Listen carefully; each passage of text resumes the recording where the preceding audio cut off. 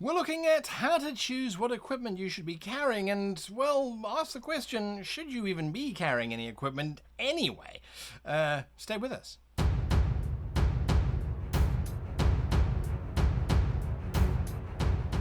Hello and welcome to this episode of How to Be a Great Player. My name is Guy and today we're looking at equipment. Now I know that you might be saying, what does that have to do with characters? Well, apart from the fact that, characters carry equipment. Equipment choice and having equipment listed is something that players seem to do with reluctance. At least certainly this is something that I've come across.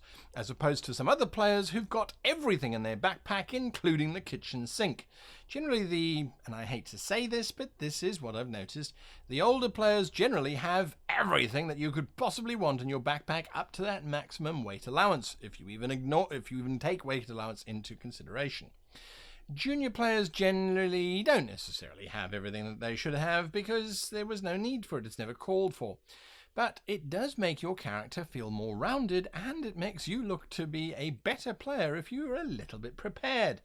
So how do you decide what your character should and shouldn't take pack into their backpack if you yourself do not necessarily know what should and should not go into a backpack? It's been a long time since I've been camping and I can tell you this, I will always forget to take something with me. And effectively going into a dungeon, going into the hills is basically a glorified hike, isn't it? Just with more ogres and monsters, generally speaking. So when we look at what is it that we need to take with us, I look at these three categories. The practical category, the setting category, and then the uniqueness factor. And all three of those we're going to use to help enhance the flavour of our character. So let's jump straight into practical. Now with practical, it's things like camping.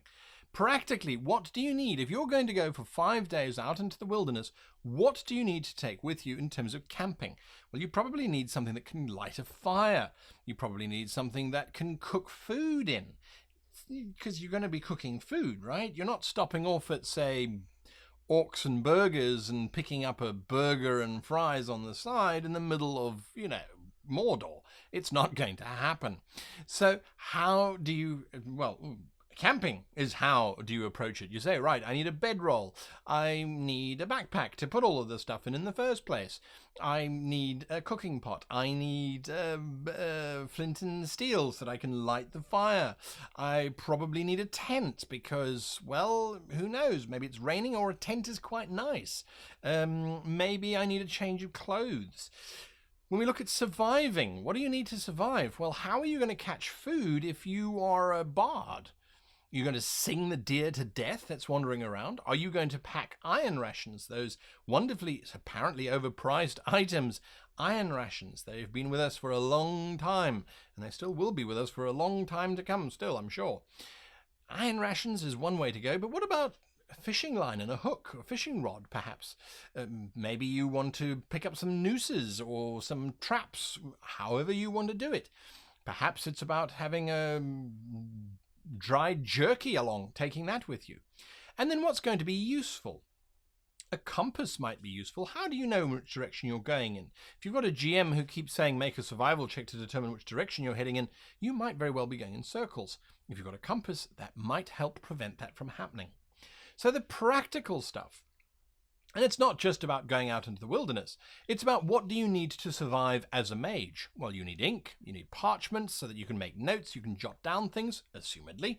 As a warrior, you need a whetstone so that you can sharpen your blades, and you maybe need some armor repair kit, a few chinks of chainmail, something like that. If you're a bard, maybe you need extra lute strings. All of these things, you might be sitting there going, well, who cares? I've got that. It's there. It's in the adventurer's pack. I don't need it.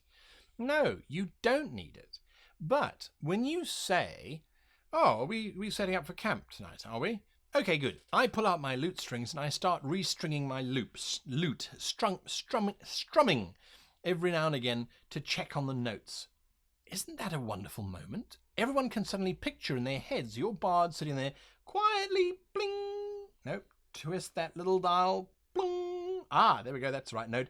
Brong, as they all go through. That's a wonderful moment. And what inspired that? By having some practical equipment along to make it feel as if the character is actually there. That gives you a wonderful moment around the campfire, in my opinion anyway. So we look at the practical stuff. Then we go to the setting. So the period, what is actually available? Now, one of the things that has been used a lot is ball bearings. Now, ball bearings in a fantasy setting don't exist. Ball bearings were designed to allow wheels to spin inside their axles in a nice fluid way. Before then, they were not just forging circular round metal balls because they could. At best, you could argue that an arquebus has round metal shot in it, and that could be thrown on the floor, but even then, they weren't perfectly spherical, and they certainly weren't the highly slippery ball bearings that we think of today. The closest you can get is a caltrop, bent bits of steel and metal. That's from that particular period. But what if we go into the Roman time period? Did they have caltrops? Well, yes, they did, as a matter of fact. That technology hasn't changed. The Romans had, say, far superior things in one way and inferior things in another in terms of the medieval period. What if we go into the modern day period? Would you be carrying a bag of caltrops with you in the modern day period?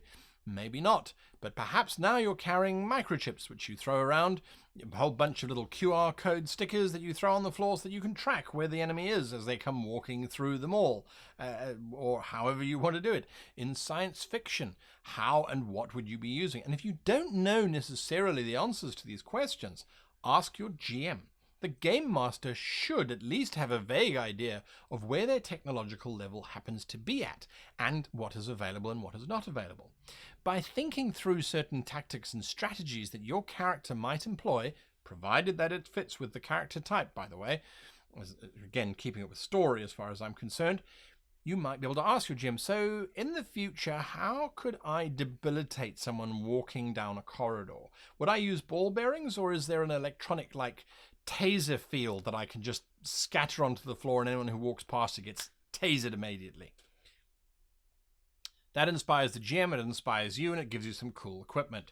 What's available? Some of it might not be available. Certainly certain science fiction settings anyway, you can't just walk into a shop and order an auto quantum disintegration device. It's illegal. Men in Black is a great example of what is available and what is not available, given the current status of the world. In a fantasy setting, what is available and what is not? Is it a ball bearing? Maybe. Is it a sword? Yes, swords are available. Is it an exotic type of sword? Well, let's look at what its definition of exotic.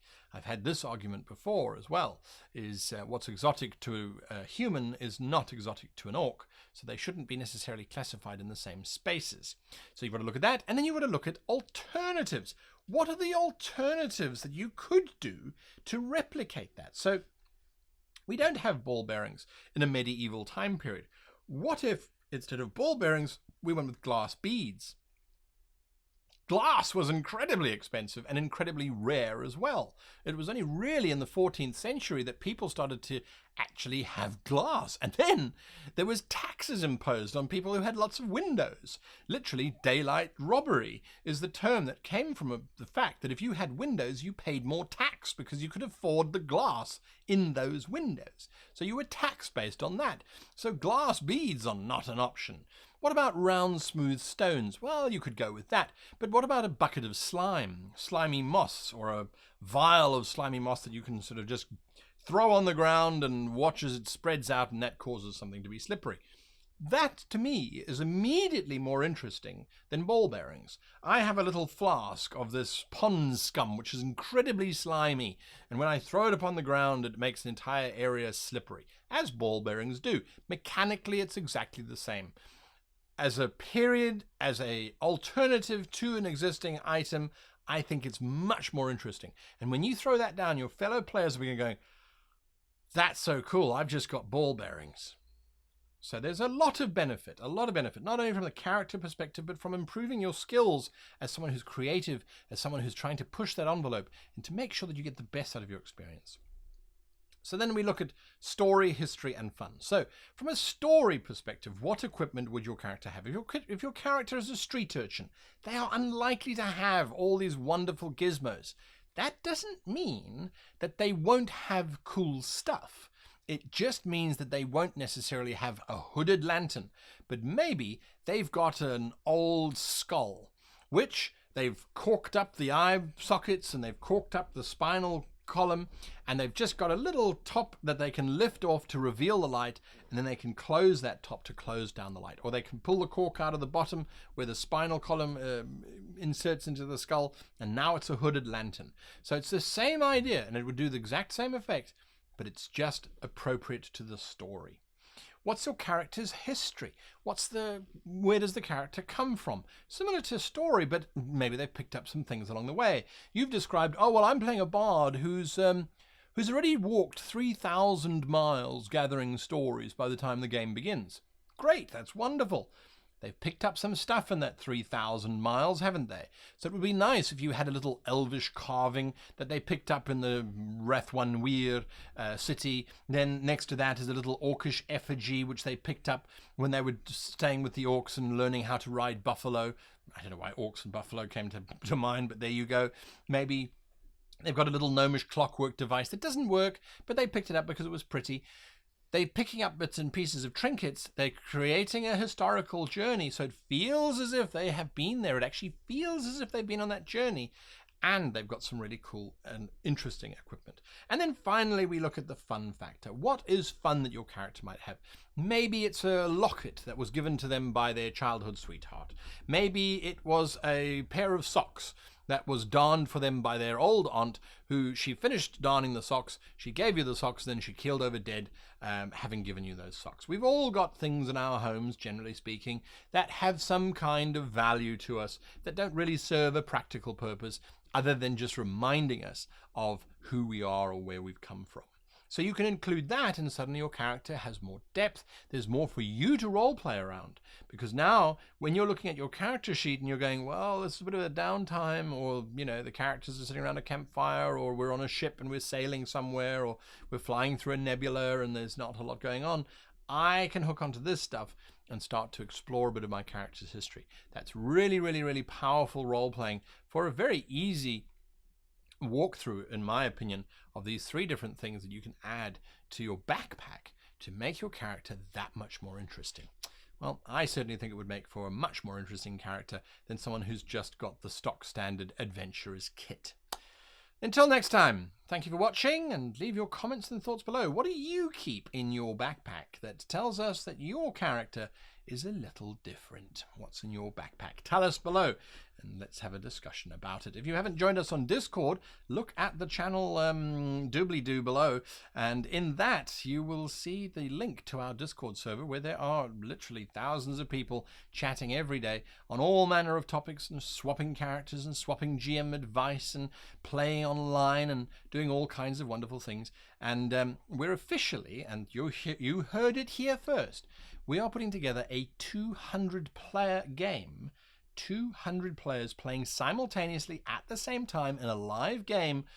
We're putting that together on our Discord server. We've got some amazing developers. They're known as the Pierced Badgers, and there's a long story behind that. Again, it's that unique factor that they've got on their backpack, so a very pierced and dead badger. Nonetheless, the Pierced Badgers have put together a game of many players, is what the official title of the system is. Game of many players, 200 players playing at the same time. It's wonderful. We've been play testing it now for a couple weeks, and we've still got a couple weeks to go before the first game in December. So if you want to be part of that, possibly the biggest game ever played at exactly the same time. It's not play by post, it's all done live in Discord, and it's all managed and controlled. The GeoMP system is absolutely fantastic. The guys have done a remarkable job on putting that together. You heard it first here. So go and join the Discord server. There's lots of things happening there. Until next time, happy playing.